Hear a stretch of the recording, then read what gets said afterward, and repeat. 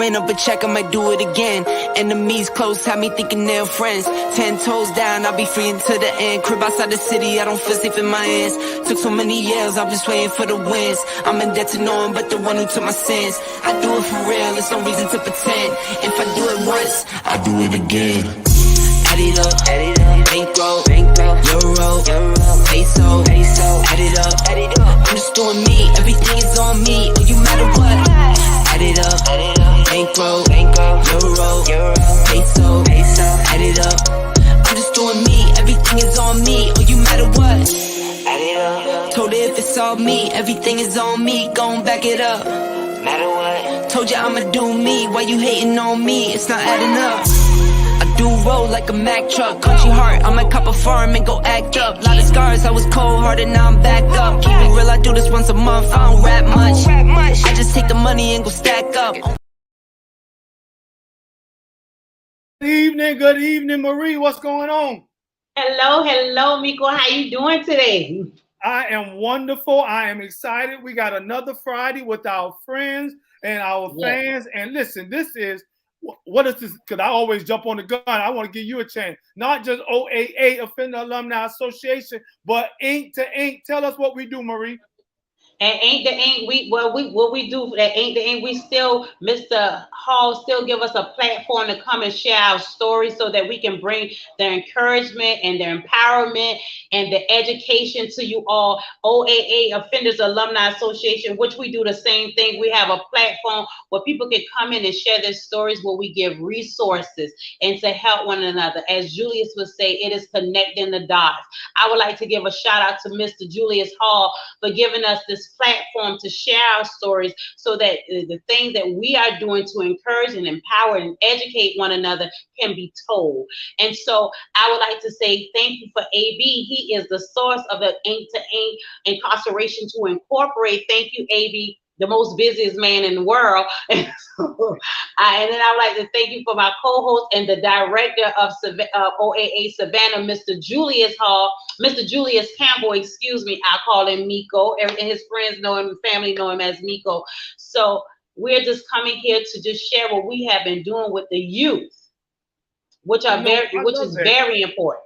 And I love that as Marie get ready to really, I'm talking about the things that we have been laying out have been impactful, influential, and I love it. And as she get ready to share that, I just want to say this. Why do we do what we do? Well, we believe that stories matter. Not just our story, but your story as well. Stories matter because when you hear how I was able to endure throughout struggles and difficulties, that will allow you to know that you too can make it. So that's why we are always giving a platform to returning citizens, relatives of returning citizens, and also resources for returning citizens so that you will be encouraged, educated, and empowered. You know, there is a false narrative that has been purported for so long, and that narrative is when returning citizens get out of prison, they automatically go right back. Well, that's not true.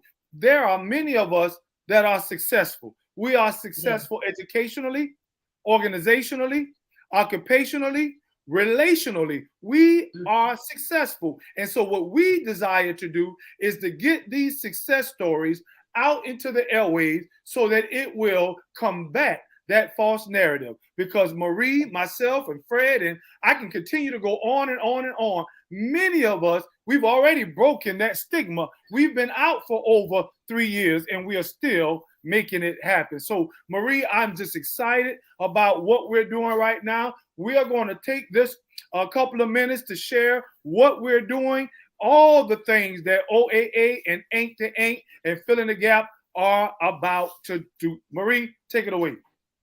Yes, we have the kids. We have kids from age 13 to 17, and they're learning out of this tarot book. And what I like about the tarot book, I love the pledging, and I'm going to read you all the pledge. Listen to this. It said, I am tarot. I'm a person of honor, integrity, and promise. I pursue all righteousness, and I love my family. I will not put my family in harm's way, and there is nothing that will keep me from doing the right thing. I am an ambassador of hope and a person of discipline.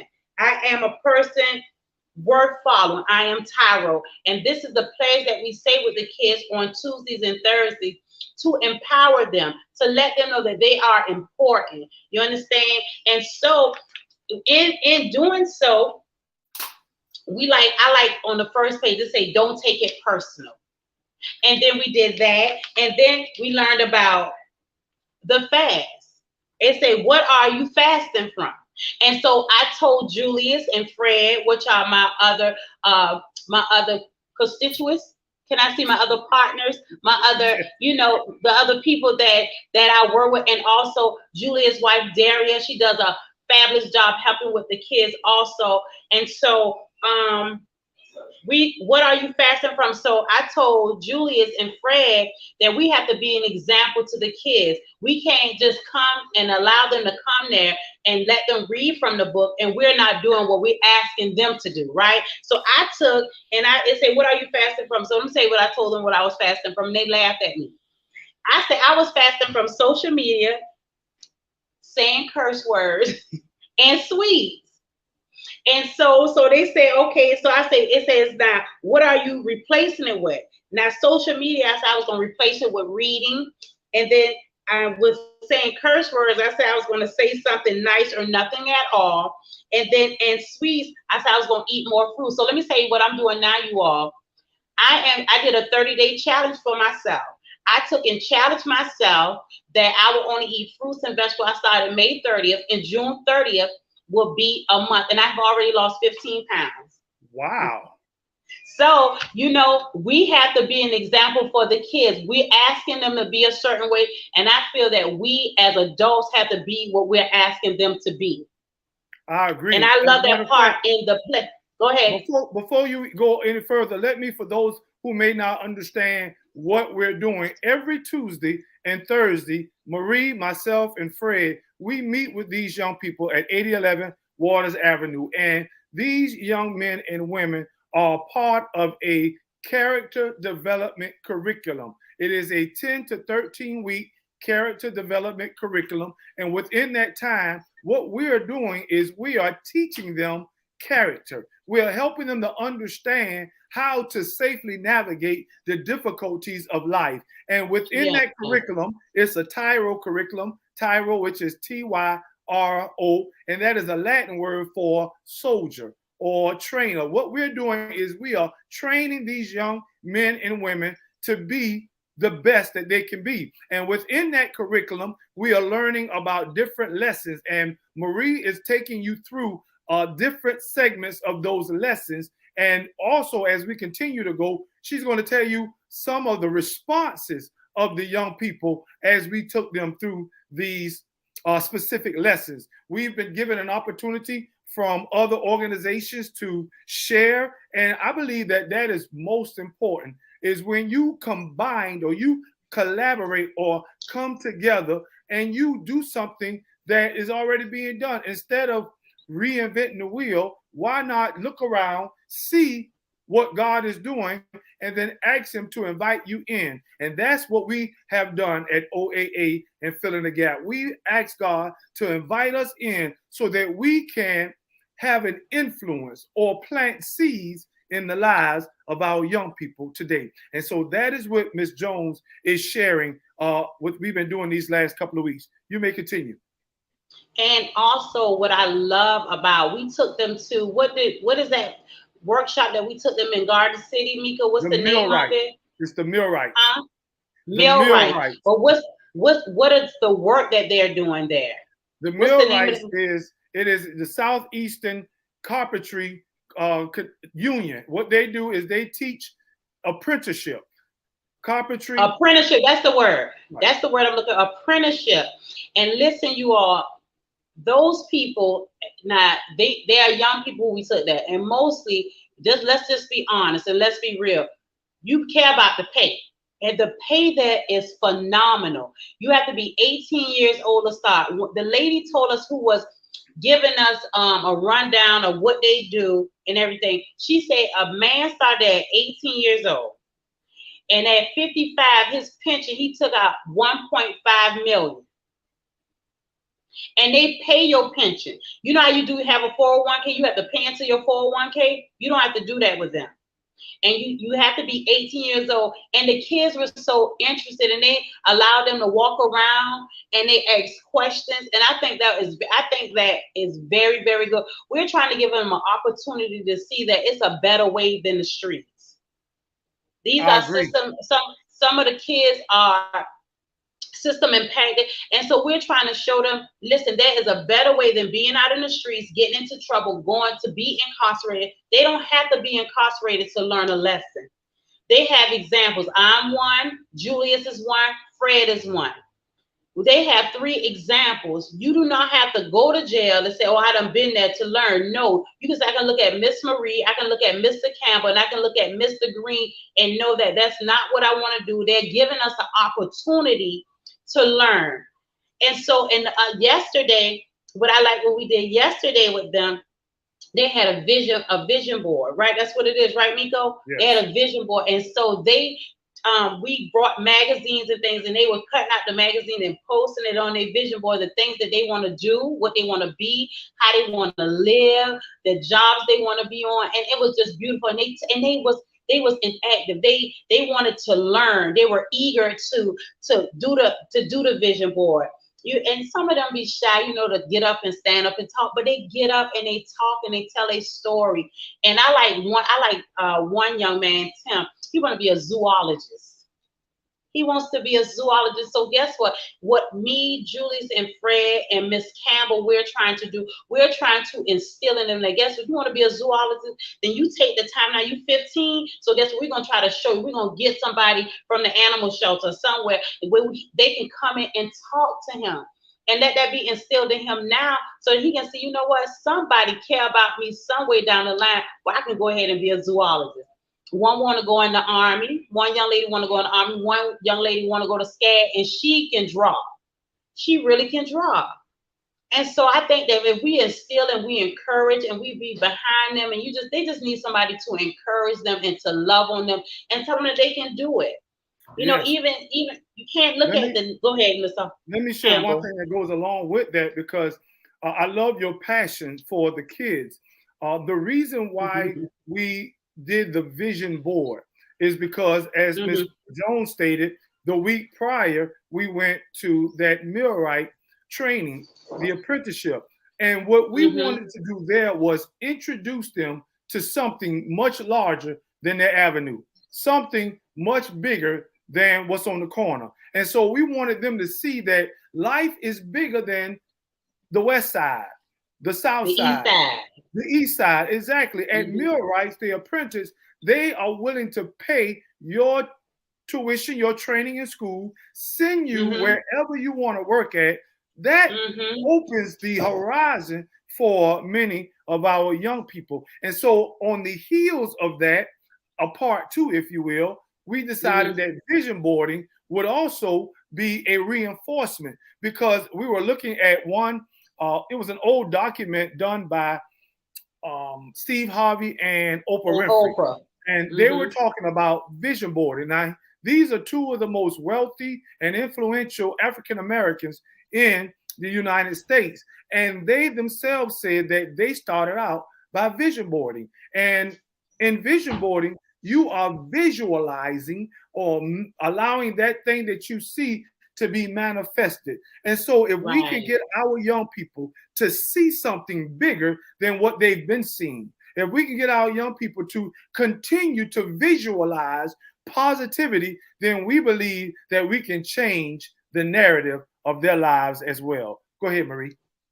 And another thing about, what's the name of it again, Mika? Where we had them at the Southeastern, what's the name of it? The millwrights apprenticeship. Guess what the lady did, Jessie? She took and brought the students and people. One young man, 19 years old, only working there 6 months, then traveled to 2 places. One young man said that the apprenticeship paid him $1,000 to go to Texas. He said he didn't even start working. Now that's on top of his pay. That is on top of his pay. Now, once you get through with the apprenticeship, your pay level go up. So say if you already have carpentry and you go work there, you're going to start off with more than $30 an hour. I'm telling you, it's so good. So it's so good for an 18-year-old who it will not be used to that kind of money to take into. And I like what Daniel said. Daniel said, get the money now. You're going to make the money, save the money, and use it on what you need. Yes, Use it yes. on what you need. You know, Daniel also stated this. He said, and we are not speaking ill of any entry level jobs. But No. all of us, we want careers, especially for our young people. Right. And so, what Daniel and many of the others spoke to us, they were saying, this is an opportunity at a career. And that's what we want. We want our young men and women, it don't matter what color they are, but we want our young men and women to desire careers, not just a job. And so that's what we are doing here at Offender Alumni Association, is we are trying to introduce as many of our young people to positivity as we can. There was one other, and Marie can continue to share more about this. One other lesson in the curriculum that we spoke about was pretending, having a mask on. Many of our young people are masking themselves. They're not even allowing their real self to be showed. And we asked them to get a poster board, excuse me, and draw. And they begin to draw different characters, be it entertainers, celebrities, cartoons, or real life characters. And we asked them, why do people wear masks? And they begin to share those answers. And the reason why we are bringing all this before you is because we want you to know it's not too late with our young people, that we can still plant seeds that can save a generation. Marie? And you know, the thing is, Miko, they want that discipline.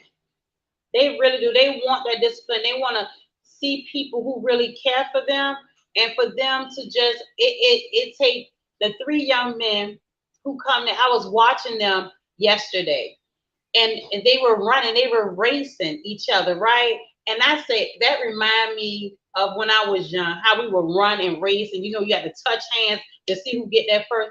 You know what I say? Grown people, allow kids to be kids. Allow our children to be children, because when they have to step in adult shoes before it's their time, they're not going to enjoy their childhood. Allow them to be kids. And I think that when they come there at OAA, Offenders Alumni Association, they have that space to be kids, and they can speak respectfully. They can tell us their truth. They can tell us their truth. What you say, Mr. Campbell? I agree. And, you know, and the reason we're here tonight, I know this is a specific segment, and this segment is about our young people and what we are doing at OAA. But I know that there are other organizations that are trying to plant seeds to save generations. Talented individuals with power. I know that that's Angela Brantley. They are doing a lot of things. Every other weekend, I believe it is, they have activities. And you can look her up online. That's TIP, or Talented Individuals with Power. And then we also have Youth Intercept. That's YIP.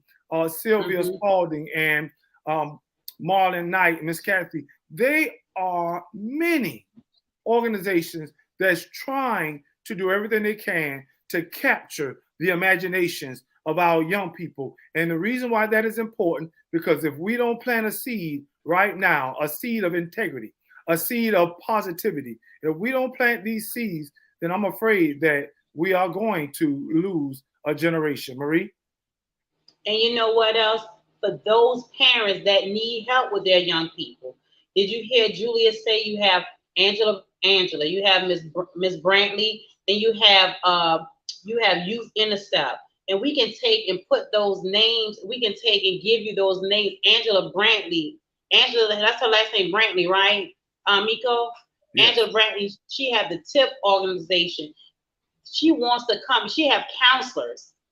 You know, sometimes if you can't maneuver with your children and your young people, you have people who can help, and who is willing to help. If you need some help with your young people, you can reach out to me, Marie Jones, or Julius Campbell, you want to leave a message in our inbox on Facebook, or go to Marie Jones Offenders Alumni, or go to Julius Campbell Offenders Alumni, right, Miko? That's Yes. yours. And go, and you want to send us an email, do so by all means, because we are here to help.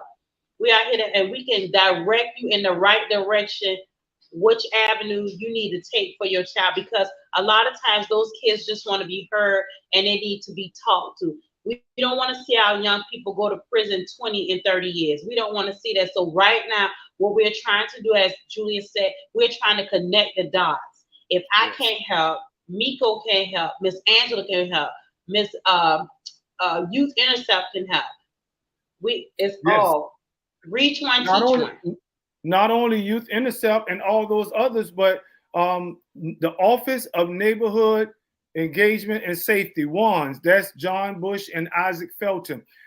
Throughout the summer, they also have a program where they are working with a lot of our young people, be it system impacted young people or just any type of young person. If you are looking for the Boys and Girls Club, they have summer camp going on right now. If you are looking for someplace positive to bring your young people, there are places here in Savannah, and we want to do everything we can to encourage them. And as we continue with what we got going on Tuesdays and Thursdays, Marie and myself and Fred, for the next couple of weeks, we'll be at 8011 Waters Avenue, and we will be mentoring our youth, because we believe that if we plant a seed of integrity right now, that we will reap a harvest of honesty as well. So, but that's not the only thing that we're doing. There's some other things that we have gotten ourselves involved in. If I may, for just one moment, Marie, I want to share, there is a summit tomorrow, June 17th, on Farm Street. There's a health summit that many they're asking you to come be a part of. Matter of fact, let me get that information right now so I can share that with our listeners. It is called the Health Summit, and it's put on. There you go, the Health Summit, and it is June 17th from 9 a.m. to 1. 9 a.m. to 1 p.m. and it is located at 305 Farm Street, the Coastal Georgia Center, and they have free screening for healthcare. I just want to say that one more time. From 9 o'clock in the morning to 1 o'clock, it is a health summit at Farm Street, the Georgia Coastal Center. My friend Desmond is putting this on, sponsoring it. Him and their Ferrari. Ferrari. I want to make sure I said that correctly. And you got Juneteenth that's going on all around the city right now. Just celebrating. Be safe out there while you're celebrating. OAA, Offender Alumni Association, also, we connect those dots for men and women who are coming home from prison. We call them returning citizens. We want to help in any way we can, whether it is employment, whether it is encouragement, however we can assist you. Please let us know, because that is something that we desire to do. And why do we desire to do this? Well, Marie, you tell them, but we have something that's in common with returning citizens. We ourselves, at one point in our lives, were incarcerated. Right, Marie? Right. That's right. We have been incarcerated in one point of our lives, and we needed that encouragement when we came home. We needed that encouragement, that empowerment, that push. Because sometimes, as Mika would say, he would say, what is your affiliation with incarceration? Was it easy or was it hard? Now, his case, his was easy. Mine wasn't like Julius. It was hard. You understand? Because he was able to get an employment. He had family involvement, and they helped him. They cared, So that push. So that's what OAA Offenders Alumni in Savannah do. We want to push you in the right direction to give the resources that you may need. We also have clothes. If you don't have any clothing, we have clothes that you may need, because you have to dress the part to go on the job, to get an interview. So we have clothing if you need clothing. And if we don't have what you need, it's other people that we can connect with. That's where the connecting the dots come from. what we can take and be an encouragement to you. We encourage, empower, and educate one another. Right. And one other thing I want to share too before we get ready to get out of here, Marie, is the opportunities that we get to give people a platform to share their story. We want you, whether you have a story or you have a relative that may have been incarcerated, they have a story. We want Right. you to share your story on this platform. Tell somebody Right. else about what we are doing right now because somebody needs to hear your story. Somebody needs to be empowered by what you have gone through. We've had many men and women on this podcast right here. They have been vulnerable and transparent. They have told us how they made it to where they are now. All of our paths may not be the same. As Marie said, some of them are difficult, some of them may be a little easy, but all of our stories are important. So we want you. Would you tell somebody about what we're doing here on Fridays night on Ink to Ink, Incarceration to Incorporation? Would you hit that share button and let somebody else know that there are men and women who have been through what they have been through and who are able to give them a platform to encourage someone else? Would you tell somebody what we're doing here on Fridays? Maria, I don't know if I told you just a brief little testimony, but I have been given an opportunity. I went to Effingham County Camp last week, and while I was there, I met with the warden, the captain, and the deputy warden. And while I was there, I was able to share with them my heart's desire, and that is to go back into the prisons and share our stories. Why? Because if those men and women on the inside were to hear that we can relate, that we are relevant, then they will give us an ear and they too will be encouraged, educated, and empowered. And so they gave us an opportunity, and we're getting ready to do something called Motivational Mondays. That's right, Motivational Mondays. And Marie, you, along with myself and other men and women who have that powerful story, we want to share with them how they too can make it. What do you have to say, Marie, as we get ready to turn this corner? Oh, I love that. I love that. I want to share with the men and women that are incarcerated, as Julius would say, get ready to prepare yourself because the doors will be open. The doors will be open. The time will come where the doors will be open and you will be set free. So guess what? Get yourself together. Have a plan, an exit plan. Yes. Have an exit plan. While you're there, if you have a chance to go to school, go to school. If they allow you to get a trade in prison, do it. You have an exit because the doors are going to be open. And I just want to encourage you that the time will come and everything's going to be all right. Guess what? Come to 8011 Waters Avenue, OAA Savannah, and you live in Savannah area, come. We got OAA Albany, we got OAA Alabama, OAA Atlanta. Reach out. The resources are here, and there's people here to help you. So that's all I have to say, Mr. Campbell. So before we get ready to turn this corner and say goodnight, listen, I want to say just a few more things of encouragement. Those of you that are still on the inside, listen, yes. Your time is coming. Your time is coming. Progressively prepare yourself to be who it is that you've been wanting to be.